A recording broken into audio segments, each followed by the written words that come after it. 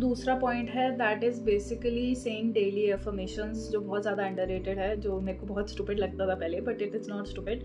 Like when I feel stressed, I am stress free and I just like to close my eyes and positive चीज़ें भी बोलनी चाहिए कि I am at peace, I am feeling very relaxed, I am very happy, I am very productive, I am doing this, I am doing that. मतलब जो भी आप चाहते हो वो आप चीज़ बोलोगे पॉजिटिवली, तो वो चीज़ आप अपने आप को अनकॉन्शियसली मतलब मनाने की कोशिश कर रहे हो कि हाँ ऐसा है, and which actually helps you to feel motivated enough.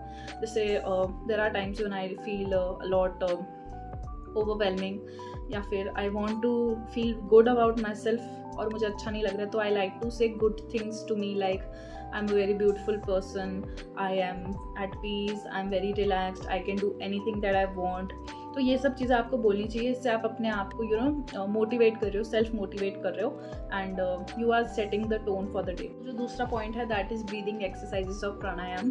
तो बेसिकली मैंने आपको मेडिटेट बताया था. मेडिटेशन भी बहुत टाइप का होता है, बट मेरा जो मेडिटेशन वो यही होता है. I just like to breathe normally, like जैसे हम नॉर्मल सांस लेते हैं, आंखें बंद होती हैं, and I do this in the morning जब मैं पार्क में जाती हूँ. So I like to do is just close my eyes, listen to the sound, natural sound जो आसपास चिड़ियों की आवाज़ें आ रही हैं and everything, and I just like to sit there and relax. और वो जो कुछ मिनट होते हैं, like those are the best.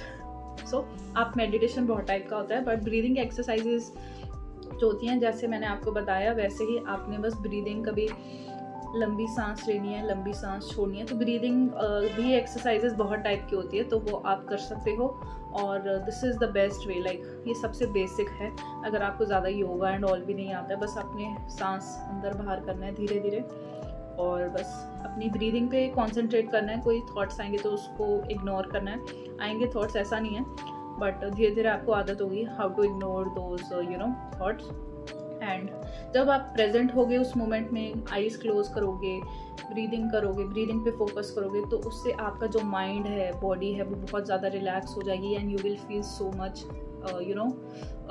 आपको बहुत लाइट वेट फील होगा, प्लस आपको पीसफुल. आप धीरे धीरे ऐसी मेडिटेशन रोज़ करोगे, ब्रीदिंग एक्सरसाइज ही करोगे, बस आप उसी से ही अपना बहुत ज़्यादा पीसफुल बन जाओगे in long period of time. This is tried and tested. मैं खुद एक एग्जाम्पल हूँ. मैंने खुद बहुत डिफरेंस देखा है अपने अंदर. I have become very calm, very patient compare to before, just by doing these little steps that I am telling you. So जो दूसरा पॉइंट है that is basically being compassionate and helpful to others. इसमें आता है, ये बहुत कम हो गया आजकल, मतलब लोग काइंड हैं just for their personal reasons and just because आजकल every person that you will meet will have, अगर आप कोई भी रिलेशनशिप में हो तो there will always be give and take. तो ऐसा तो कभी हो ही नहीं सकता कि कोई किसके लिए, बट स्टिल अगर आप ये चीज़ अपने अंदर ले आओ तो आपको बहुत अच्छा लगेगा. When you actually try to help someone without having the intention कि मुझे इसके बदले क्या मिलेगा, that is the greatest kind of feeling. And trust me, अगर आप ये करोगे आपको खुद से मतलब आपको खुशी मिलेगी कि आप किसी की हेल्प कर रहे हो बिना ये सोचे कि मुझे रिटर्न में क्या मिलेगा. तो वो एक होगा निस्वार्थ, मतलब अपना कोई स्वार्थ नहीं है उसमें, और आप किसी की हेल्प कर रहे हो और just for good intentions because you understand other person, and that is something which is very underrated and ज़्यादा लोग नहीं करते हैं. but trust me, अगर आपको अपने आप को हैप्पी रखना है, ये जो मैंने अभी तक टिप्स किए वो तो अपने लिए है, अपना सेल्फ केयर के लिए है और अपना मेंटल पीस के लिए, बट दूसरों के लिए भी अगर आप करोगे तो आपको और ज़्यादा अच्छा लगेगा. ये ट्रस्ट मी, अगर आप किसी को दान दे रहे हो या फिर किसी फ्रेंड की हेल्प कर रहे हो, कुछ भी कर रहे हो, तो आपको बहुत ज़्यादा अच्छा लगेगा एंड आपको एक सेंस ऑफ कंपैशन आएगा. I know this is something very underrated. लोग बाद में आपकी हेल्प नहीं करें, that is up to them, वो उनकी चॉइस है, वो आपकी हेल्प कर रहे हैं नहीं कर रहे. आपको अपनी तरफ से हेल्प करना है, कोई कैसा भी हो, चाहे दुश्मन भी हो, उसकी आप आई वुड सजेस्ट कि हेल्प करो जितनी आप कर सकते हो. और it is not only money based या समथिंग, यू कैन जस्ट की बात सुन सकते हो. Who is unable to talk to someone, that is also a kind of help. You can help the poor needy by giving them food, or maybe helping them in education. आप किसी animal की भी help कर सकते हो। तो या that will really you know make you happy, because मैं जब भी किसी को हेल्प करती हूँ आई नेवर थिंक कि यू नो मुझे इससे क्या मिलेगा, बट आई फील इज़ कि मेरे को सबसे ज़्यादा जो मिलता है that is happiness, and that is actually very you know next level है। That is being detached. Yes, detachment सबसे बड़ी ब्लेसिंग है, and this is something that I learn with time. मैं अपनी स्टोरी भी बताती हूँ, but let me tell you, Shiv ji जो हैं वो बहुत ज़्यादा मेडिटेट करते हैं, and I am like a big Shiv bhakt. And मैं तब I don't know how I went into you know Shiv bhakti and spirituality, it happened with time actually. कहते हैं कि he chose me as his devotee, not the other way round. So जो शिव जी हैं वो कहा जाता है कि वो बहुत ज़्यादा साधना में रहते हैं, और अगर आपने शिव पुराण देखी है या पढ़ी है तो हमेशा पार्वती जी बेचारी ना वो रहती हैं टेंस्ड कि शिव जी कहाँ चले गए, बता के नहीं गए, ये वो। सो बेसिकली एक इंडिविजुअलिटी थी शिव जी की, जो यू नो अपने, उनका ऑब्वियसली ब्रह्मा विष्णु महेश तीन थे जिनको सब कुछ चलाना था, तो उनकी एक इंडिविजुअलिटी थी और वो एक डिटैच फॉर्म में थे। अगर वो अटैच होते तो वो बहुत अनहेल्दी रिलेशनशिप होता दोनों का। तो माना जाता है जो शिव जी हैं, शिव पार्वती की जोड़ी सबसे ज़्यादा यू नो वो की जाती है, पूजी जाती है as a couple, because Shiv ji जो हैं वो बहुत ज़्यादा डिटैच होते हैं और वो हर वक्त साधना में रहते हैं। और कहते हैं कि किसी, मैंने कहीं पढ़ा था, कहते हैं शिव जी जैसा कोई वो नहीं है डिटैच्ड पर्सन, आई मीन वो तो भगवान है, मतलब कोई बंदा शिव जी जैसा डिटैच नहीं है, and he is very well balancing his you know marriage life as well as his you know जो उनका काम है सबको देखना। सो ये मैंने कहीं पढ़ा था, and it is actually true, because मैंने शिव पुराण में भी नोटिस किया कि जब आप लोगों से, और ये चीज़ मैंने अपनी लाइफ में भी जैसे तैसे अप्लाई करनी स्टार्ट की, it just happened you know, since I became a Shiv Bhakt, I started detaching from materialistic things which I used to run after, because there was a time in my life जहाँ पे मैं भी you know materialistic चीज़ों के पीछे भागती थी। मतलब I used to feel a sense of happiness, but वो बहुत temporary होती थी। और जब से मैं शिव भक्त बनी हूँ, मैंने materialistic हो गया या फिर अपने relations हो गए लोगों से बहुत ज़्यादा detachment अपने आप महसूस किया है।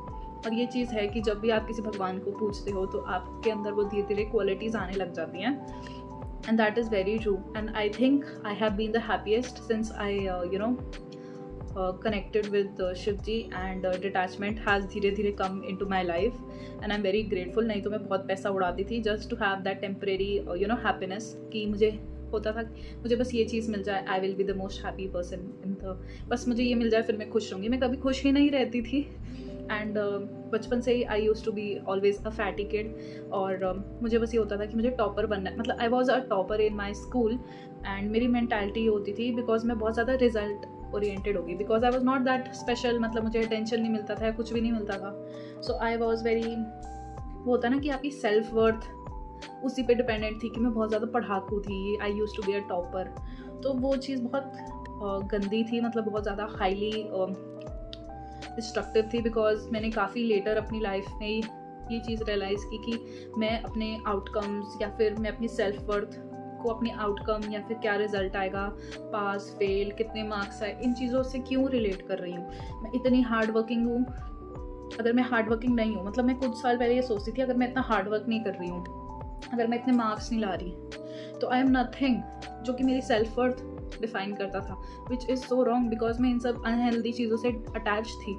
And the moment I got detached, I actually felt so much of peace and happiness in myself कि मैंने इतने साल किया क्या है, and that was an eye opener. तो अब I am not attach to anything, and I am detach to everything, and हर चीज़ के साथ मेरा अब रिलेशनशिप अच्छा हो गया है।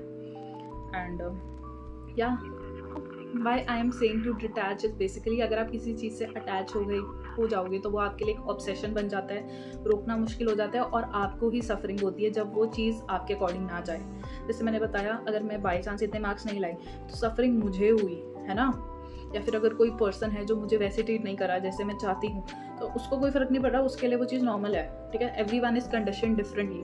इफ सामने वाला is thinking okay this is normal, अगर आप कोई आपको डिसरिस्पेक्ट कर रहा है तो that is okay for them, but it not okay for you, then you are suffering, so you have to detach yourself and you know just get out of that place. And last but not the least point is basically doing prayer. So prayer is something that, as I told you, मैं जब spirituality में आई धीरे धीरे अपने आप शिव जी ने मुझे अपनी तरफ पुल किया. नहीं तो I never used to go to मंदिर और actually pray regularly, but I have started doing that. and जब से मैंने किया है I am feeling really nice and मुझे बहुत connected feel होता है God से. and I actually feel कि हाँ I have got a sense of कि हाँ my life is going with a free flow situation. and trust me, जब से ये हुआ है I have started praying to God. I have stopped holding things that are not good for me.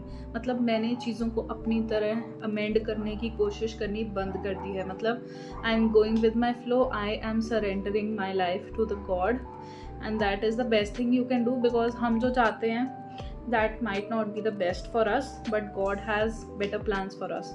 So this is something that will आपका mindset shift या फिर सब कुछ तब आएगा जब आप एक्चुअली में गॉड से ट्रूली कनेक्टेड होगे, गॉड को रोज़ प्रेयर करोगे. एंड ट्रस्ट मी, जिस दिन बाय चांस मैं भगवान जी के पास मतलब मंदिर नहीं जा पाती या आई somehow forget to pray, I feel horrible and I feel disconnected and incomplete, because I feel a sense of calmness. and trust me, it feels like I'm going to a friend to meet and just speak my heart out. so it is that intense for me right now. so that is why I'm telling you prayer करना बहुत important है. So all in all हमारे topics हो गए cover, but this is a very broad topic. I wish I could cover more. Maybe next time. Please let me know how did you like the video. Also मैं आपको recap दे देती हूँ. So basically video का मतलब यही था कि अगर आपको true happiness और peace find करना है तो आपको कुछ daily habits change करनी पड़ेगी अपनी self care के लिए. Plus you have to start praying to whatever God you want to. अगर आप नास्तिक हो तो भी कोई बात नहीं, spiritual books पढ़ो for your own for your own benefit.